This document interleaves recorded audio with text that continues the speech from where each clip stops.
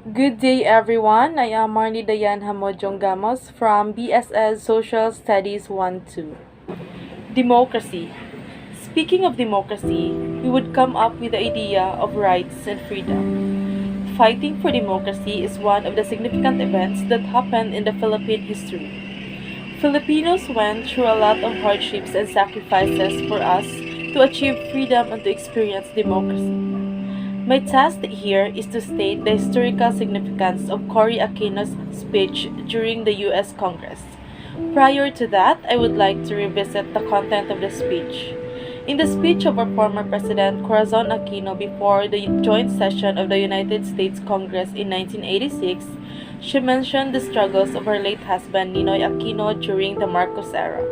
She also stated the undesirable experiences of Filipinos under the dictatorship era of Marcos and how Filipinos cried for democracy. Aside from that, she also stated the death of the country where Filipinos did not even benefit from it. There is this line from Cory Aquino that moved me. Still, we fought for honor, and if only for honor we shall pay. This line made me realize how Filipinos that time loved their country since they are willing to pay for the country's debt without them benefiting from it but only to fight for the Philippines' honor. And it is given that the intent of the speech is to declare freedom of the Marcos regime, to mark a new beginning for the Filipinos and its government, and to appeal for financial assistance by informing the Americans about the Philippine state. Now, allow me to share my insights and realizations on the historical significance of the speech. On my perspective, I consider the speech as a significant and relevant event that existed in our history. I believe that speaking in front of the global leaders and wide audience has caused a turning point for Filipinos to experience the type of government they aim. I will show a portion of a speech that really awakened me to value democracy and to give importance to the contributions of all Filipinos in achieving freedom. Wherever I went in the campaign, slum area or impoverished village, they came to me with one cry: democracy. Not food, although they clearly needed it, but democracy. Not work, although they surely wanted it, but democracy. Upon listening to that part of the speech, I felt sad about how Filipinos are oppressed in their own land. Their only aim at that moment is to experience the freedom and democracy they deserved. I also came to realize that inequality is very evident during that era, such that the country has a large amount of debt, yet Filipino did not benefit from it, and poverty and unemployment is also at its highest point, which could possibly be one of the reasons as to why Filipinos ended up with the EDSA People Power Revolution or the Bloodless Revolution.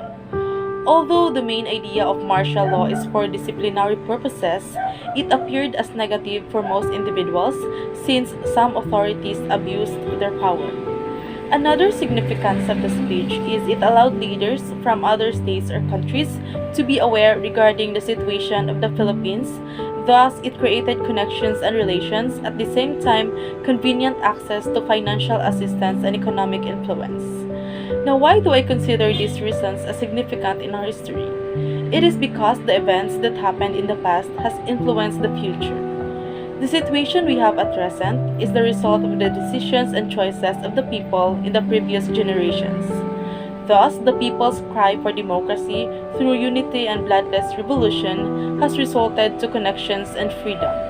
And that connection and freedom they achieved in the past still affects our government status at present.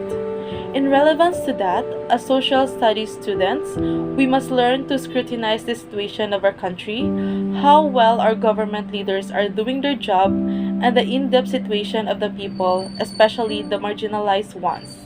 We must not tolerate any government leaders who only focus on their personal interest, hence we must fight for what is right. Most importantly, we must value democracy. The previous generation fought for democracy, so we must keep that democracy for the future generation to live in this country with rights and freedom. That would be all. Thank you.